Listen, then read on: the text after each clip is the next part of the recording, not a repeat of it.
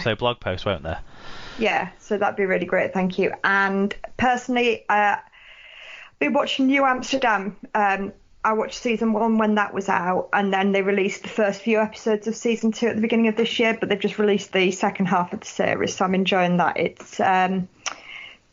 It's based on, I think, like somebody's almost like life story, but it's the guy who took over running the New Amsterdam Hospital in New York, which is the only free hospital in America, but it's all dramatized. Okay.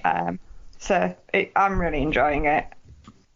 Just easy watching. So like a hospital drama type thing, but with like a historical context, I guess. Yeah. Well, I say historical, it's like modern day. Oh, so right, it's not, okay. But yeah, it's easy watching. It's on Amazon Prime. Good stuff. So, and also, I did want you to tell the people about the new crime novelist who is working on quite the thriller at the moment. So Joshua's a piece of Joshua's work that he's been set is to write a detective novel. And I can actually, read you the first 2 paragraphs if you want, a little taster. Oh, yeah. So, the wind blew as I snuck through the house that Mr. Gale will pay for his treacherous acts. As I crept through the house into the living room where he was snoring. Who sleeps in the living room? So he's stupid and lazy, I muttered under my breath, and then I loomed over him on the sofa and stuck the weapon into his chest. Then I put the machete in his wall, took the papers and ran. It was a new day at the Crime Investigation Centre, CIC for short, and the boss, Adam Pearson, had a report to tell the team about.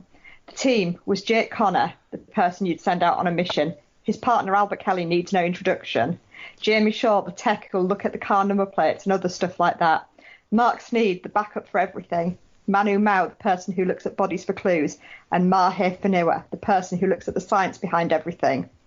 There's been a murder at 50 Mill Street to Mr. Gale, Adam Pearson said. A little yes came out from Jake Connor's mouth. What was that, Jake? Adam Pearson asked knowingly. Oh, I've had some history with him, Jake Connor said, because he knew that Adam Pearson knew what he said. Do you want to tell us, Adam Pearson said. Yeah, all right, it might help with the case, Jake said. I'll leave it there. The suspense is building. I mean, it's fast-moving drama. It is, yeah. I can't wait to find out the Mahe Fanua science. It's Manu Mao looking at dead bodies. Normally, you'd expect him to be scaring people into acting like they're dead body, or physically, running into them and turning them into resembling a dead body, like in some of his tackling's case. But yeah, I'm looking forward to that story developing. But I love the way that Joshua can get rugby league into all of his homework. It's great. But the funny thing is, his teacher knows nothing about it. So like, I was reading a story that his teacher insisted I had to read, complete with the teachers, Mr. Thaler, Mr. Hicks, and Mr. Child. So I was creased over just about that simple fact. And so, basically, the teacher's going to think, Joshua's got a really creative mind coming up with all these exotic names. Yeah.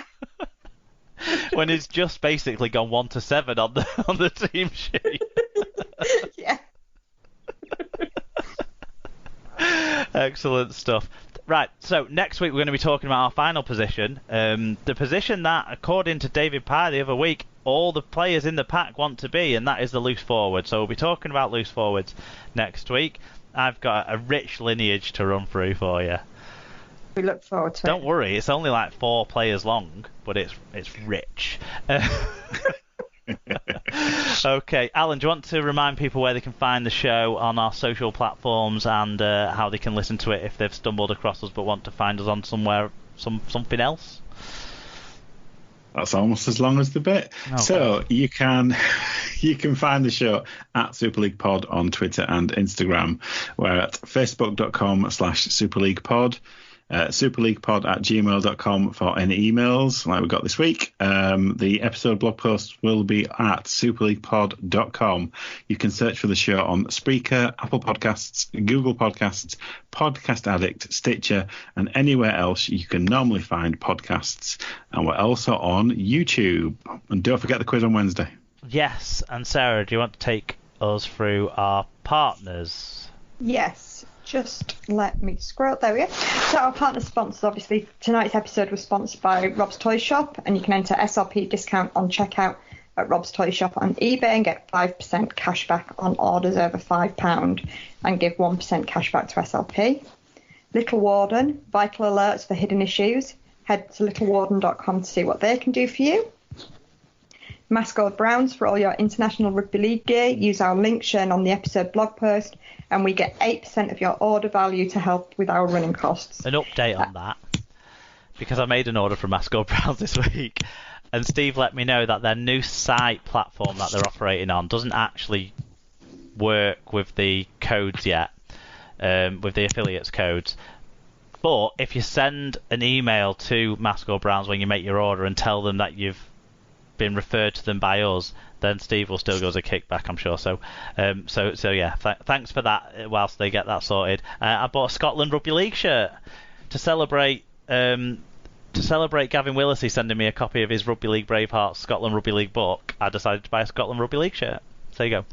So you can wear that whilst reading your book. Exactly. That's the plan. Number 27. That's the plan. Nice. And what about our final, last but not least, partner to tell everyone about? Yep, so final partner, Sarah's Bookcase. Sarah sells Usborne books, and with access to over 3,000 titles from baby to teenager, there's something for everyone. And find out more on Facebook. Excellent stuff. So there'll be links to all of those guides in our episode blog post, so you can help support the people who support us.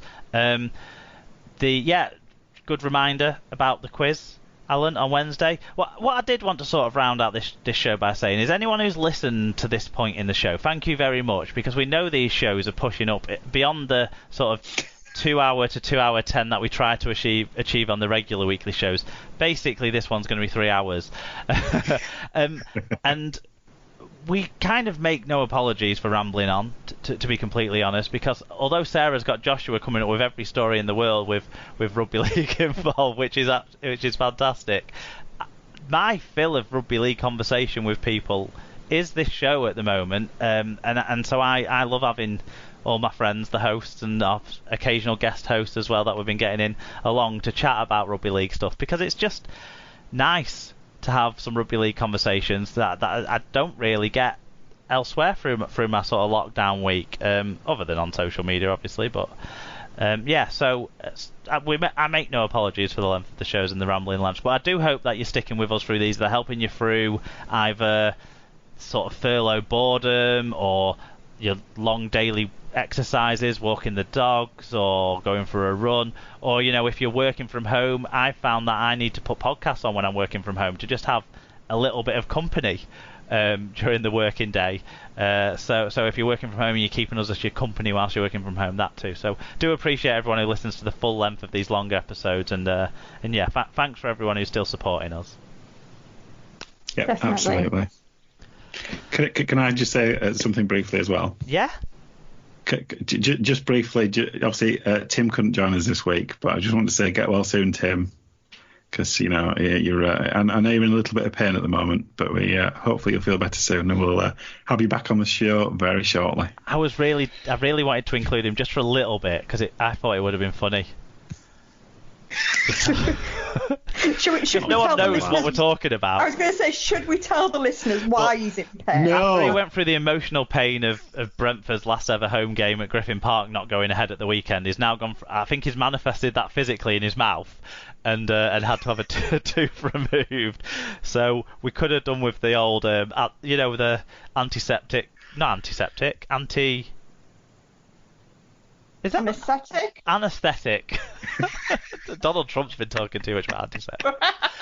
Anaesthetic. I hope he didn't have any Dettol in his mouth. It would have been very funny to have had him read out some of the scripted bits, wouldn't it? We should have just got him to do the sponsor readout or something. But yes, no, in all seriousness, I hope your mouth recovers quickly, Tim. Well said, Alan. Thanks. Should we go then? Yeah, let's say bye to our fantastic listeners, and hopefully you'll join us for Dave Cantrell's quiz on Wednesday night. Look out for the links to that at some point on Wednesday evening, sort of approaching 7:45, and then everyone's very welcome. Yeah, exactly. Yeah, I mean, it seems there's only going to be one rugby league round, which is good, because Emma will be more inclined to play along. Because she was really disappointed when it turned out the R League quiz ended up having pretty much 3 sports rounds. When I told her, no, it's like a pub quiz. There's only going to be one rugby league round. Oops. Oops, indeed. But yeah, join us for that, and also sending your views on loose forwards for next week's show. Thanks a lot, guys. See you next time. Bye. Bye. Bye. See ya.